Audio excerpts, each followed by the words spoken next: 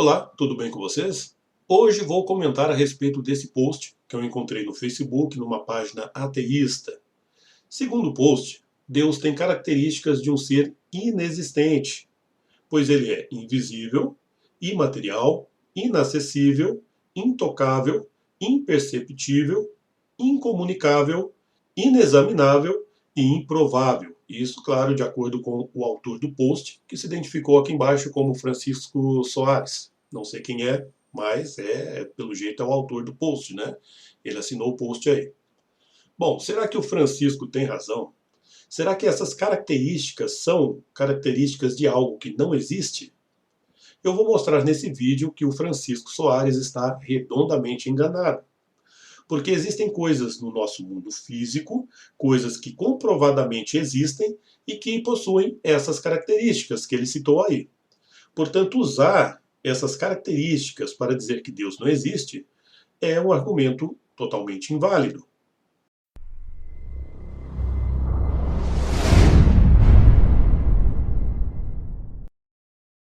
Bom, começando aí pela invisibilidade. De acordo com o autor do post, Deus não existe porque ele é invisível. Ou seja, para o autor do post, aquilo que é invisível não existe. Mas ele, claro, está redondamente enganado. Eu posso citar exemplos no mundo físico de coisas que são invisíveis e que existem de fato, comprovadamente, como o oxigênio, como as ondas eletromagnéticas, né, as ondas de rádio e TV, como os micróbios, que você também não pode ver a olho nu, e coisas abstratas, como pensamentos, sentimentos. Todas essas coisas existem, mas você não pode enxergá-las, elas são invisíveis. Portanto, usar esse argumento da invisibilidade para dizer que Deus não existe não faz o menor sentido, porque até no nosso mundo físico existem coisas que são invisíveis e que existem. Portanto, invisibilidade nunca foi característica de inexistência. Imaterialidade. O que seria imaterialidade? Seria tudo aquilo que não se constitui de matéria. Segundo o autor do post, tudo que não se constitui de matéria não existe. Tudo que é imaterial não existe. Portanto, nosso amigo ateu, autor do post, provavelmente não acredita na existência da energia, porque energia é algo imaterial. Tudo bem que energia pode se converter em matéria e matéria também pode se converter em energia, mas energia é algo imaterial. Portanto, nós temos aqui um exemplo de algo que é imaterial e que existe. E usar esse argumento contra a existência de Deus também não vai funcionar. Inacessível. Segundo o autor do post, Deus é totalmente inacessível. Mas inacessível para quem, afinal de contas? Porque veja bem, os religiosos são maioria no mundo todo.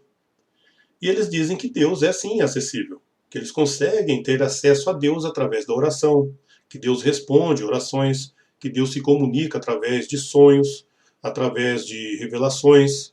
Ou seja, para a maioria, Deus é completamente acessível, e uma minoria diz que Deus não é acessível. Será que o problema não está na minoria que não busca a Deus da forma certa? Se você faz parte dessa minoria que diz que não tem acesso a Deus, eu deixo a você o versículo de Jeremias 29:13. Esse versículo ensina exatamente o que você tem que fazer para ter acesso a Deus. Intocável. Para o autor do post, o fato de Deus ser intocável significa que ele não existe. Só que o próprio ateu, autor do post, não chegou a pensar numa coisa, né? O próprio raciocínio dele para chegar a essa conclusão também é algo intocável, porque você não pode tocar no seu pensamento. Pensamento é algo abstrato, mas o pensamento existe. Portanto, temos aí um exemplo de algo intocável que existe. E usar isso contra a existência de Deus, é claro, é um erro. Imperceptível. O autor do post está dizendo que Deus é imperceptível, ou seja, Deus não pode ser sentido ou percebido. É claro que ele está dizendo isso dentro de um ponto de vista ateísta, do ponto de vista dele, porque muitos crentes alegam que podem sim sentir a presença de Deus. Mas vamos supor que Deus fosse realmente imperceptível. Será que isso provaria que Deus não existe? É claro que não. Ser imperceptível nem sempre significa ser inexistente, O próprio som pode ser totalmente imperceptível aos nossos ouvidos, se estiver numa frequência muito alta, ou se for muito agudo, né, o que chamamos de ultrassom. O fato de você não conseguir perceber sons que estão numa frequência muito alta não significa necessariamente que esses sons não existem. Na verdade, eles existem, você é que não é capaz de percebê-los. Incomunicável. Para o autor do post, Deus é incomunicável, ou seja, Deus não se comunica com o ser humano e o ser humano também não consegue se comunicar com Deus. É claro que o ateu está dizendo isso dentro do ponto de vista ateísta, porque o crente, obviamente, não vai concordar com isso. Para o crente, Deus se comunica com o ser humano. Mas vamos fazer de conta que os ateus estão certos e que os crentes estão errados, né? Esses crentes que acham que interagem com Deus, de repente, estão tendo apenas alucinações, né? Os ateus aqui estão certos, Deus não se comunica com ninguém. Será que ser incomunicável significa ser inexistente? Claro que não. Se fosse assim, as pessoas que entram em estado de coma passariam a não existir, porque quando a pessoa está em coma, ela fica completamente incomunicável. Portanto, ser incomunicável nem sempre significa ser inexistente. Inexaminável. Está aí uma palavrinha que a gente não escuta todo dia, né? O que os ateus argumentam aqui é que Deus não pode ser examinado de forma empírica, ou seja, ele não pode ser examinado pela ciência. E se não pode ser examinado pela ciência, então não existe. Ou seja, o pensamento do ateu militante nesse ponto vai ser bem cientificista. Para ele, tudo que existe tem que ser passível de análise pela ciência. Se a ciência não consegue examinar algo, é porque esse algo não existe. Mas será que a ciência pode examinar mesmo tudo o que existe? Eu acho que não. Um exemplo que posso citar é a matéria escura. Você sabia que os cientistas não conseguem examinar a matéria escura? E sabe por que eles não conseguem? Simplesmente porque ela não emite luz. Sem emitir luz ou qualquer outro tipo de radiação eletromagnética, a matéria escura fica completamente invisível aos cientistas e, portanto, não pode ser examinada.